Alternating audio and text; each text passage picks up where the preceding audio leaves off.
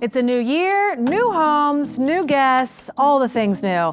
I'm Jessica Bruce with the Bruce & Kelly Real Estate Team. We are here at this gorgeous house behind me, a $2.5 million estate located in Port Chima. We're gonna take a peek at that. We're of course gonna talk all things real estate, and we're gonna be joined by my good friend, Jessica Rozier with The Changing Table. All that and more on this month's edition of the Monthly Market Update, brought to you by MHQ Mortgage Headquarters. Fastest closings in town.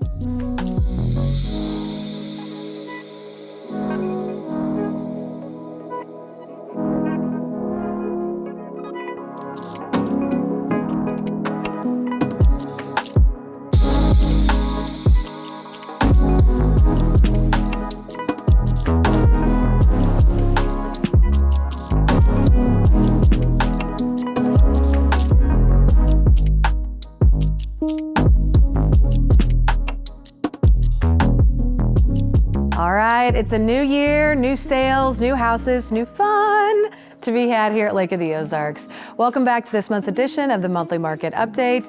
Today we're going to talk a little bit, always, about the market. I'm going to change it up though. I'm going to talk a little bit, not only about the market here at the lake, but about the market nationwide. Just what we've seen. I know I reference COVID a lot, but you know, most of the industry and stuff does reference that because it's something that we've never seen. So taking a look at that and thinking about that, giving that some thought, you know, if we look back to 2019 and we look at 2025, what we're seeing is a return to a normal market. What we saw in 2020, 21 and 22, that wasn't normal. That's something that we will never see again. Inventory prior to COVID was double what it was during what we saw in COVID. So what that means is if there were 1 million units for sale in 2019, during COVID times, there were about 500,000 units. And what we're seeing now in 2025 and what we're expecting to see as we enter and continue on into 2026 is a return to those million, units of inventory available. We're seeing a more steady return to interest rates. At the height, I think we saw 7.25% for an average primary home buyer. We've returned in the 2025 year to about a 6.25% interest rate. 2026, they're predicting to drop it down maybe a full percentage again. So we could see rates as low as 5.5%, 5.25%. Just in thinking about the market and what we're returning to, if you're a seller, you need to be appropriately priced, and you should manage your expectations that you're not going to hit the market, see multiple offers, and just see this crazy return on your property. You have to be competitively priced. And for buyers out there, while it doesn't mean that you can wait a year and you're going to get $100,000 off an appropriately priced property, you should expect to have your ducks in a row, be ready with cash on hand or speaking with your lender, and ready to write a reasonably priced or a reasonable offer to list price based on what the market bears for that property. Talking nationally too, there's been some interesting trends that have gone on in the last 4 or 5 years, again, throughout the nation. One interesting statistic that I found, for the first time in years, the average first-time home buyer's median age is 40. And they're attributing this to a lot of younger people want to travel. They're actively choosing to rent apartments or stay with mom and dad and not have the burden of home ownership. They're not having children until later in life. Sports betting, interestingly enough, has gone from a $5 billion industry to a $150 billion industry from 2018 to 2025. So the way that young people are choosing to spend their money has really changed and evolved just in this last set of 5 years. Another interesting stat took a look at were home prices. Home price increases throughout the country since COVID. And the state of Missouri actually happens to be one of the highest price increases. We have gone up in an average price of over 58%. So average price before COVID was 58% less than what it is now today in 2026. And I think a lot of that appreciation has to do with where we are right now. Lake of the Ozarks became one of the hottest spots in the country for many reasons. One, it was the ability to to be yourself, do whatever you want. You had the freedom of choice. You could choose to be masked or not. You could go out boating. Restaurants were still open, all of those things. Another thing is affordability. You can be on the water and you can have this as your backyard without having to pay the high price tag. You're not surrounded by all the concrete in the city and the noise and the red tape.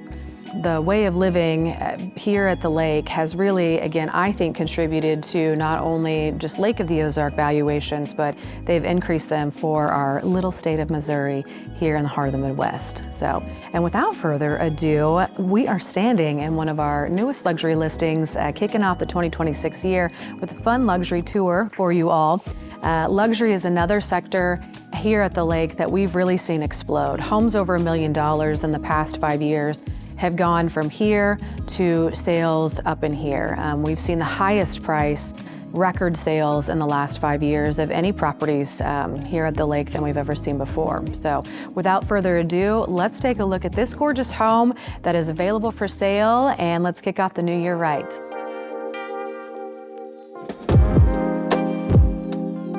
I know I say this a lot, but this home is one of my favorite homes that we've listed here at Lake of the Ozarks. And one of the reasons, well, a couple of the reasons that it's one of my favorites is this home is perfectly positioned. It sits inside a cove with main channel views. So you're tucked in the cove, you have that calm water, but you have unobstructed views out into the main channel. Not only the fact that it's cove protected, but there are 2 breakwaters flanking both sides of each of the points on the outside. So it's created a little bit of a harbor for your dock, swimming, paddleboarding, just hanging out. And then another feature that you don't see often on Waterfront. Waterfront is the most coveted thing here at the lake. This home not only sits on the lot that it was built on, but it also comes alongside with the lot next door. Let's go take a look.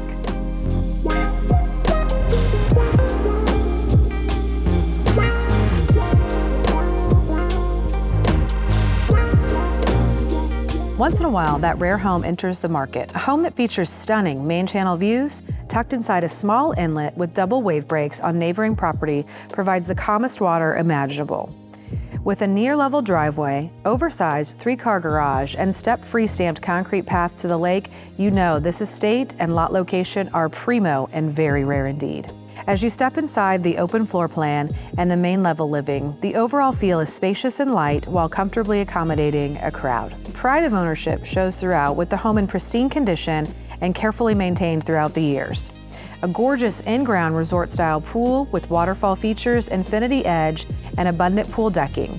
Raised in-ground hot tub and glass railing for those unobstructed Lake of the Ozarks views. The lower level guest bedrooms are spacious with a wet bar for entertaining the troops, plus a covered outdoor barbecue area and a large sitting area for relaxation. The home features 4 bedrooms, 3.5 baths, and 3,800 square feet, located at the 15-mile marker and just under 1-acre lot. 888 Las Campanas is the place to be.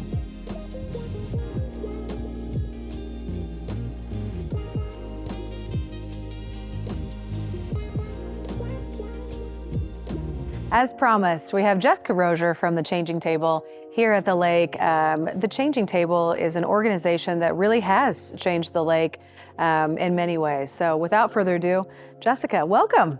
Hi, so good to see you again. Yeah, it's been a while. I know. Between the kids, and we were catching up a little bit off camera before we got on, and Jessica's finishing up a degree at KU. Yes, Rock Chalk. Yeah, for life. Sorry. Go Jayhawks. Her and her husband have started a trash company here at the lake. Remind me the name. Yes, married to the trash man, Ozark Waste Services. That's right. I knew I was going to mess that up. So she's been doing a lot of things, and in her spare time, from raising 2 children, a husband, working on her degree, and running a trash company, she also founded The Changing Table here at the lake, and we're forever grateful for that. What a great company and organization you've turned it into. Yeah, they've done a really good job. Laura Atkinson is the director now. I stepped away a couple years ago to work on all the things that you just talked about, but when there's an opportunity to talk about The Changing Table and how it's changing lives and the programs they have, I don't pass that up. So it was actually founded, we were just talking about this, my boys are 11 and 13 now, and they were 2 and 4 when I founded it. And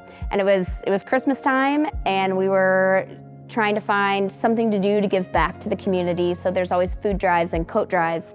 And I was in a grocery store one day, and somebody had said that diapers were not part of the WIC program. They weren't part of, no government benefits can be used for diapers, and that just absolutely floored me. So I walked into Hy-Vee and I said, we're gonna do a diaper drive. And they said, okay. And so we— Love it. I think that first year we collected— Here's what we're gonna do. We're gonna solve this problem. We collected 26,000 diapers in like 2 days. Wow. And gave those back. And that was, we're just supposed to do that every Christmas. And then it just started really frustrating me that these are basic needs, and these are items, you know, period products, diapers, adult diapers, these are on people's Christmas lists. And so the Changing Table went into a full-fledged nonprofit, and they've given out over 1 million diapers since they started. So, that's amazing. yeah, Cheers they're to doing you. a really good job. So like you said, in addition to diapers, adult products are available as well. And how would one of our viewers get in touch? How would they donate? Should they donate diapers or funds? What are some of the different events and stuff that you do throughout the year, you know, for this? Yeah, so there's a couple programs. So they have the diaper program, and that works by people either donating diapers, which they have a collection bin in, it's in Golden Rule Insurance, their parking lot. The Changing Table works with Huggies and Cuties and a lot of national brands, and they also get grants and donations. They have a lot of buying power, so monetary donations are really good because they can buy in bulk, but they do take other diapers, and then they distribute that to their community partners, which would be like COMC clinics and a couple of the shelters and schools and churches. Okay. So they do diapers, and then they do adult diapers, which this program started this year in honor of my late sister. It's called the Dallas Project. And so they distribute adult diapers to people in need. And then they also do period products. So they've gotten donations from Poise and Kotex and national donations, and they're making a big difference with that. So again, products, or they have a lot of buying power, so monetary donations are really helpful. Really quite nice. Well, that's amazing. So it's throughout Missouri. Yeah, so there is a coalition of diaper banks in Missouri, which they're the ones that kind of pushed forward that removing of the tax on diapers and other needs, which was a big win. But there's a coalition. There's a big diaper bank down in Springfield, and one in St. Louis, and one in Kansas City. But the Changing Table works with all of them, and they help cover gaps throughout the state, so that each diaper bank has kind of its own territory, and they work with each other and are in contact with each other to make sure that the state is being served. Okay, well, very cool. That's amazing. And then if any of our viewers want to get in touch with Laura or any of the staff at the Changing Table, how would they do so? Yeah, so Laura Atkinson is the new executive director. Well, not new, she's been there for a couple years, and she's done a beautiful job. But to contact her is director@changingtable.org. And then their website is changingtable.org. You can go on and donate there. Another big need is diaper drives and product drives. Companies, businesses, people can host their own drive, and it could be for whatever they want, and then donate those products to the Changing Table. That's something that Laura had mentioned that they would like to do more in 2026. So you can coordinate that on the website as well. Well, thank you again for joining us this year, and any fun New Year's resolutions you have personally or for the Changing Table and your company? Personally, I don't. I haven't wrangled that yet, but Stay tuned. Yeah, stay tuned. You never know what we're gonna do. But a New Year's resolution for the Changing Table would be to prioritize dignity. This is something that they always do anyways, and how they serve the community, but prioritizing dignity is a New Year's resolution for them, and they'll do that through community awareness. Well, thank you again, and I hope I see you soon. Yeah, you too.